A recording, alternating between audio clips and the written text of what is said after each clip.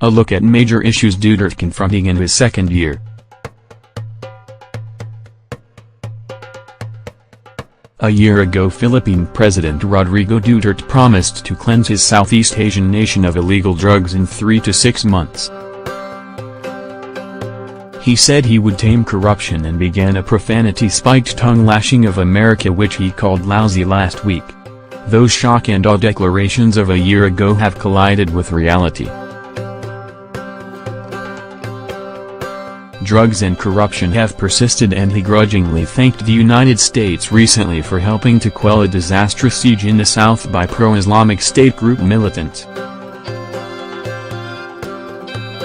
Thousands of protesters marched with Duterte's effigy Monday to demand that he deliver on promises he made in his first State of the Nation speech last year, from pressing peace talks with Marxist guerrillas, which is currently on hold, to upholding human rights and the rule of law. A look at the major issues confronting Duterte as he enters his second year in power. 2 months after more than 600 pro-Islamic State group militants blasted their way into southern city of Mayray, the military is still fighting the last gunmen, fewer than 100. About 10 of them foreign, in the last 3 occupied villages. Congress overwhelmingly voted on Saturday to grant Duterte's request to extend martial law in the South to the year's end to allow Duterte to deal with the Mayray crisis, the worst in his year-long presidency, and stamp out other extremist groups across the South, something 5 presidents before him have failed to do. About 500,000 people have been displaced by the fighting, some of whom have threatened to march back to the still besieged city to escape the squalor in overcrowded evacuation camps in nearby towns. Rebuilding Mayray will require massive funds and national focus, and will be fraught with pitfalls. Amid the despair and gargantuan rebuilding, it's important to ensure that extremist teachings do not find fertile ground, said Cindy Jones, director of the Jakarta-based Institute for Policy Analysis of Conflict. During the campaign, he promised to rid the country of illegal drugs in 3 to 6 months and repeatedly threatened traffickers with death. But he missed his deadline and later declared he would fight the menace until his last day in office, when then-President Barack Obama, along with European Union and UN rights officials, raised alarm over the mounting deaths from the crackdown. Duterte lashed at them, once telling Obama to go to hell. Duterte's fiercest critic at home, Sen. Leila Del Lama, was detained in February on drug charges she said were baseless.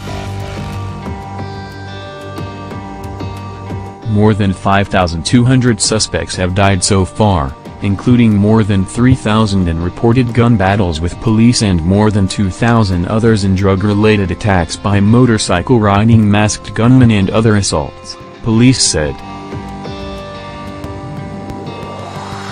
Human rights groups have reported a higher death toll and called for an independent investigation of Duterte's possible role in the violence.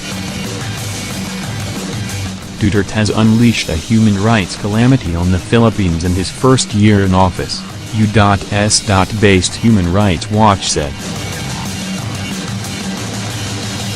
In April, a lawyer filed a complaint of crimes against humanity against Duterte and other officials in connection with the drug killings before the International Criminal Court. An impeachment complaint against the president was dismissed in the House of Representatives, which is dominated by Duterte's allies.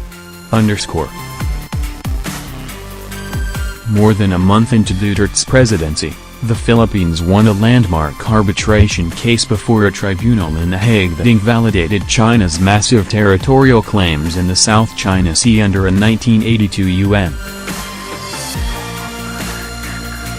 Aiming to turn around his country's frosty relations with China, Duterte refused to demand immediate Chinese compliance with the ruling. He promised he would take it up with Beijing at some point. Confronting China, which has dismissed the ruling as a sham, risks sparking an armed conflict that the Philippines would surely lose, Duterte contended. Nationalists and critics blasted Duterte for what they see as a sellout to China.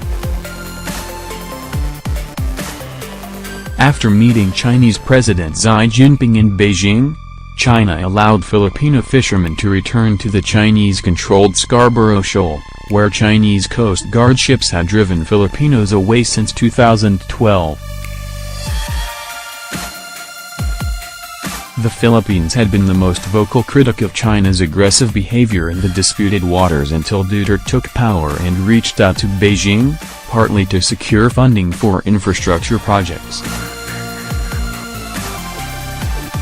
His move has effectively de-escalated tensions in the busy sea, but critics have warned that Duterte's friendly overtures to China may erode the country's chances to demand that China comply with the ruling and relinquish its claims to waters regarded as the Philippines' exclusive economic zone.